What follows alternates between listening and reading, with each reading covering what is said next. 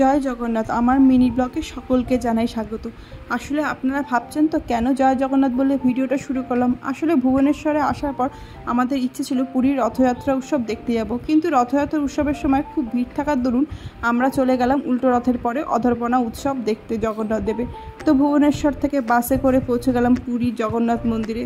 তখন বাজে সকাল 7টা আর অধরপনা উৎসব শুরু হয়ে গিয়েছিল। তো দেখতেই পাচ্ছেন কি পরিমাণ ভিড়। আমরা সেই ভিড় ঠেলে জগন্নাথ দেবকে দর্শন করলাম। তারপরে অনেক সকালে যেহেতু বেরিয়েছি, উপোস ছিলাম, তাই প্রথমে খেয়ে নিলাম চা। তারপরে জগন্নাথ মন্দির থেকে বেরিয়ে চলে গেলাম স্বর্গদ্বারে। ওখানে বাজারটা ঘুরে দেখলাম।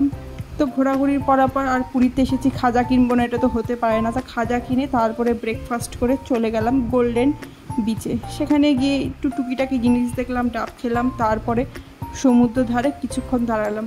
সমুদ্রে দাঁড়ানোর পর যেন আসতে ইচ্ছা করছিল না, এত ভালো লাগছিল আর ওয়েদারটা ছিল দারুণ।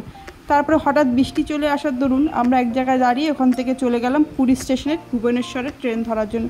তো ট্রেনে উঠে পড়লাম, উঠে ভুবনেশ্বরের উদ্দেশ্যে রওনা দিলাম। আজকের মতো ভিডিওটা এই পর্যন্ত। ভালো লাগলে অবশ্যই ভিডিওটা লাইক, কমেন্ট, সাবস্ক্রাইব করবেন। টাটা।